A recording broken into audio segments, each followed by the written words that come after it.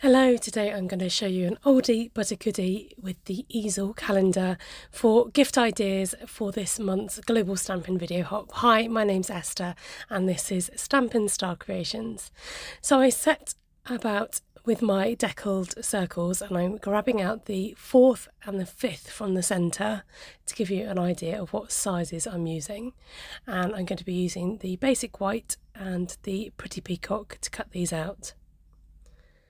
So these are nice layering circles, and then inspired by this pretty paper here from the Garden Walk DSP set, and I'm using the textured floral stamp set to kind of mimic the flowers that are on the paper. So coming in with Poppy Parade and stamped that rose type design, and then I thought it could just do with a bit more colouring in to have a bit more or less white space on that image. And then using the pretty peacock for those flowers and then some bubble bath for the smaller daisy type flowers. I wanted centres in these, but coming on full strength with Flirty Flamingo was too much, so I stamped off first and then added the second generation stamping to get that lighter look inside the centre of the flowers. Thankfully these come with matching dies, so I could just match these up and then run them through the machine and get these cut out. As you can see, it slipped a bit in the machine, so I'm just going to run this flower through again and just off centre that die, and that was much better. It took off a lot more of that white space. So don't despair straight away, sometimes you can fix your projects. So here are the flowers all die cut up, and I'm just going to add some more colour around the pretty peacock flowers and then also to the smaller daisy pinky ones too. Using the mini blending brush makes the perfect size for just adding a little touch of colour. Then I love this gorgeous kind of foliage die that's in the set, and I'm coming in with garden green to match the paper.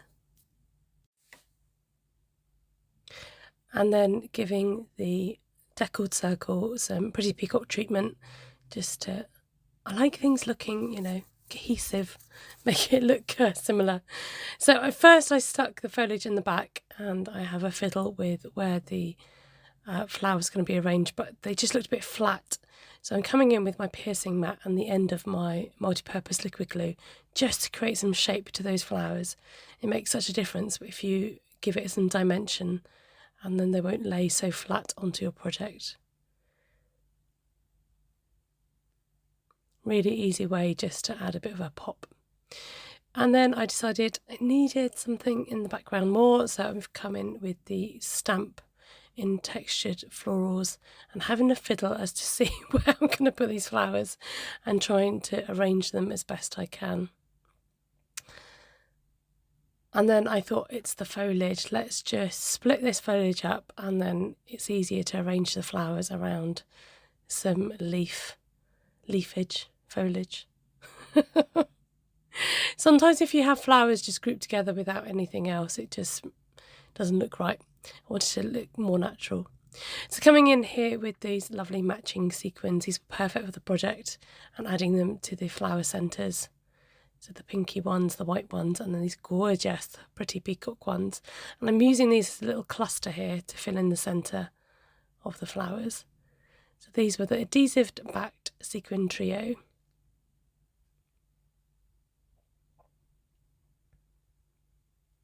Then I'm using the type-worn typewriter embossing folder. This was different from the original one. I will show you the original one at the end that I used, but just that concept of using your embossing folder, some nice texture in the background, and coming in with the greenery to blend the edges. Cutting down a 3 by 2 inch pretty peacock piece of card. I'm so sorry, I do mix my inches and centimetres in this video. I know some of you will cringe at that. This is just was the easiest measurement to pop the calendar on, really. So that's what we're going for. Cutting down a piece of A4 in quarter, 10.5 centimetres by 14.8 centimetres. And then also using the other length, then we are going to emboss this in half. So we cut it long ways, score it in half at 14.85 centimetres. Yeah, I do the 0.85. bit fussy like that. Scoring that in half and just giving it a crease with my finger. And then again at 7.5, so you're doing 2 score lines. So this is going to create your easel. Some people just fold it in half, but I feel like it leaves a bit of a kind of jagged edge, so I like to score it. Cut down your piece of DSP 3 7/8 by 5 5/8 of an inch. I know, isn't that annoying? Where's the centimetres gone? Told you I was going to mix and match. And that goes on the base of the card that you've not scored, basically. So coming in and just gluing everything down and popping up that floral arrangement with some dimensionals to pop that up even more. And to be honest, the weight of this will hold the calendar down. Can't resist some splatter and some wink of Stella to complete the look of the florals. And then adding in some of these brass butterflies, which just seem to suit every project really. It just helped complete that circle. And then sticking the embossed piece all down onto that panel. And then so just gluing this half bit here that we scored earlier, and then we're going to add that panel to the front, and this creates your easel card. So just match that up. It should be the same size. Just flipping that over to make sure it all matches, matchy. Press it down, and then there you go. That creates your easel card. And then to prop it up, we're going to use a post-it note. So hopefully it will be practical and durable for the year. Make sure your post-it notes are up the right way. Nearly made that mistake. Before you actually stick it down onto the base. And there we go, that props up that calendar nicely, and the sun is shining through my curtains just in time to show off my project. So there we go, it does fold down and sort of lays flat, but obviously you have got the post-it note in the way there. I don't know whether it would fit in an envelope. You could make a nice fancy box, but I didn't want the project to be too long because there's other people to check out along the hop, so please go and make sure you do that. Thank you for joining me for today's project. I'm just going to show you in a minute the other one that I've done to give you an idea. I just think you can't go too wrong with these lovely easel calendars because you can make them your own. You can use DSP for inspiration, use whatever stamp sets you've got, and use that basic layout to go and create your own. Be inspired.